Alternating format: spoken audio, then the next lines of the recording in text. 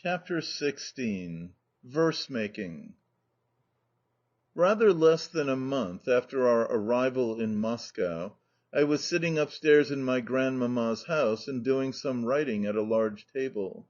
Opposite to me sat the drawing master, who was giving a few finishing touches to the head of a turbaned Turk, executed in black pencil. Woloda, with outstretched neck, was standing behind the drawing master and looking over his shoulder. The head was Woloda's first production in pencil, and today, Grandmamma's name day, the masterpiece was to be presented to her. "Aren't you going to put a little more shadow there?" said Woloda to the master, as he raised himself on tiptoe and pointed to the Turk's neck. "No, it is not necessary," the master replied, as he put pencil and drawing pen into a japanned folding box. "It is just right now, and you need not do anything more to it.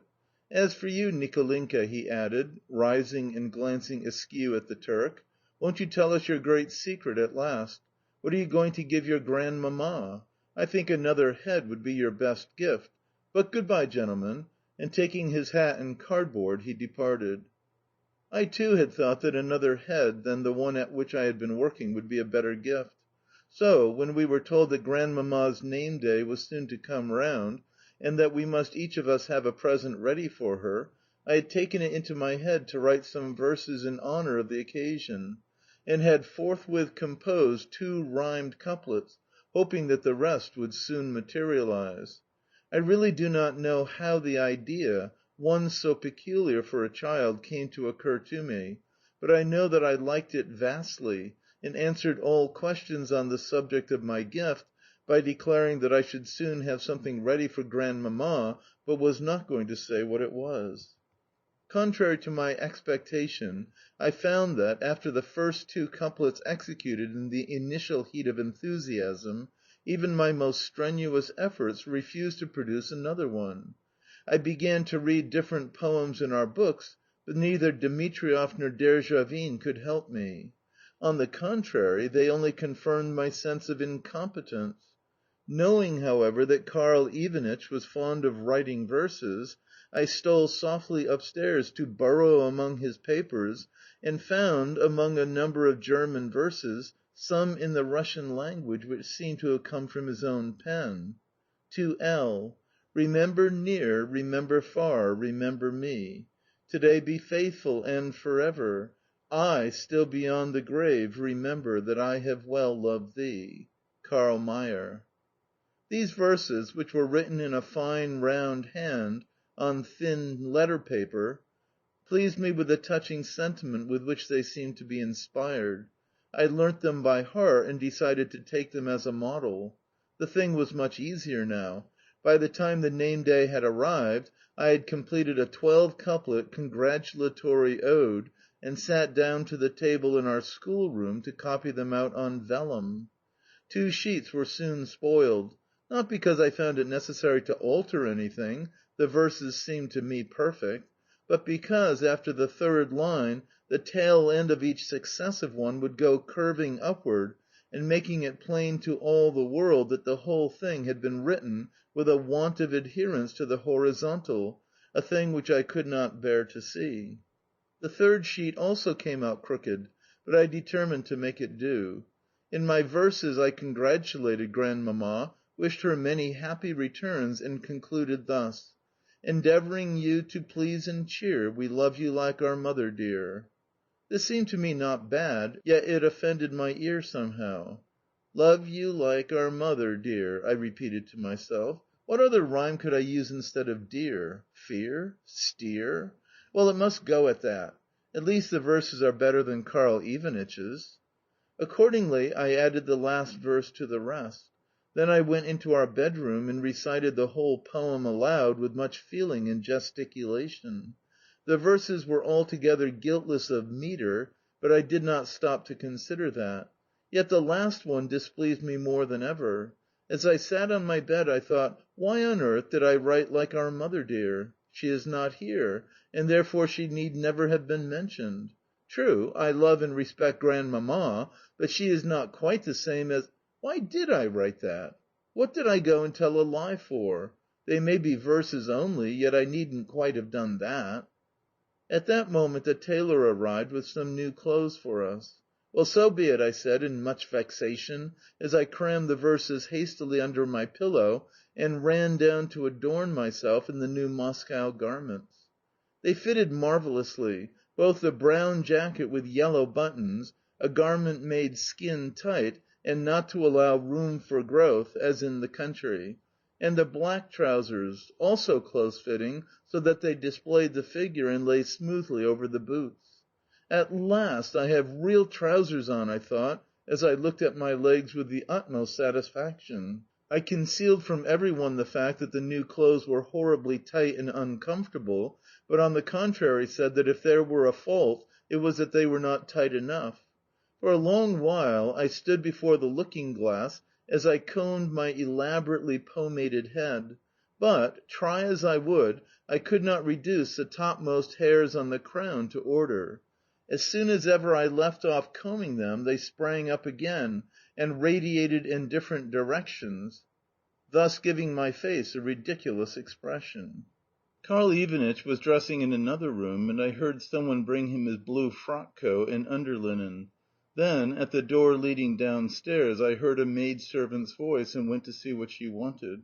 In her hand she held a well-starched shirt, which she said she had been sitting up all night to get ready. I took it and asked if Grandmamma was up yet. "Oh, yes, she has had her coffee, and the priest has come. My word, but you look a fine little fellow," added the girl with a smile at my new clothes. This observation made me blush, so I whirled round on one leg, snapped my fingers, and went skipping away, in the hope that by these manoeuvres I should make her sensible that even yet she had not realized quite what a fine fellow I was. However, when I took the shirt to Karl, I found that he did not need it, having taken another one. Standing before a small looking glass, he tied his cravat with both hands, trying by various motions of his head to see whether it fitted him comfortably or not, and then took us down to see Grandmamma. To this day I cannot help laughing when I remember what a smell of pomade the three of us left behind us on the staircase as we descended. Karl was carrying a box which he had made himself, Woloda his drawing, and I my verses, while each of us also had a form of words ready with which to present his gift. Just as Karl opened the door, the priest put on his vestment and began to say prayers. During the ceremony, Grandmamma stood leaning over the back of a chair, with her head bent down. Near her stood Papa. He turned and smiled at us as we hurriedly thrust our presents behind our backs and tried to remain unobserved by the door. The whole effect of a surprise, upon which we had been counting, was entirely lost. When at last every one had made the sign of the cross, I became intolerably oppressed with a sudden, invincible, and deadly attack of shyness, so that the courage to offer my present completely failed me. I hid myself behind Karl Ivanitch, who solemnly congratulated Grandmamma, and, transferring his box from his right hand to his left, presented it to her. Then he withdrew a few steps to make way for Woloda. Grandmamma seemed highly pleased with the box, which was adorned with a gold border, and smiled in the most friendly manner in order to express her gratitude.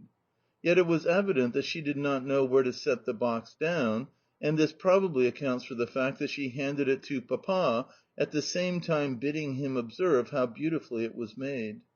Its curiosity satisfied, Papa handed the box to the priest, who also seemed particularly delighted with it, and looked with astonishment first at the article itself, and then at the artist who could make such wonderful things. Then Woloda presented his Turk, and received a similarly flattering ovation on all sides. It was my turn now, and Grandmamma turned to me with her kindest smile. Those who have experienced what embarrassment is know that it is a feeling which grows in direct proportion to delay, while decision decreases in similar measure. In other words, the longer the condition lasts, the more invincible does it become, and the smaller does the power of decision come to be. My last remnants of nerve and energy had forsaken me, while Karl and Woloda had been offering their presents, and my shyness now reached its culminating point. I felt the blood rushing from my heart to my head, one blush succeeding another across my face, and drops of perspiration beginning to stand out on my brow and nose. My ears were burning, I trembled from head to foot, and, though I kept changing from one foot to the other, I remained rooted where I stood. "Well, Nicolinka, tell us what you have brought," said Papa. "Is it a box or a drawing?" There was nothing else to be done. With a trembling hand I held out the folded fatal paper, but my voice failed me completely, and I stood before Grandmamma in silence. I could not get rid of the dreadful idea that, instead of a display of the expected drawing, some bad verses of mine were about to be read aloud before every one, and that the words "Our mother dear" would clearly prove that I had never loved, but had only forgotten her. How shall I express my sufferings when Grandmamma began to read my poetry aloud? When, unable to decipher it, she stopped half way and looked at Papa with a smile, which I took to be one of ridicule, when she did not pronounce it as I had meant it to be pronounced, and when her weak sight not allowing her to finish it, she handed the paper to Papa and requested him to read it all over again from the beginning. I fancied that she must have done this last because she did not like to read such a lot of stupid, crookedly written stuff herself, yet wanted to point out to Papa my utter lack of feeling. I expected him to slap me in the face with the verses and say, "You bad boy! So you have forgotten your Mamma? Take that for it!" Yet nothing of the sort happened. On the contrary, when the whole had been read, Grandmamma said, "Charming!" and kissed me on the forehead. Then our presents, together with 2 cambric pocket handkerchiefs and a snuff box engraved with Mamma's portrait, were laid on the table attached to the great Voltairian armchair in which Grandmamma always sat. "The Princess Barbara Ilinisha," announced one of the 2 footmen, who used to stand behind Grandmamma's carriage, but Grandmamma was looking thoughtfully at the portrait on the snuff box and returned no answer. "Shall I show her in, Madame?" repeated the footman. Chapter 17. Recording by Expatriate in Bangor, Maine.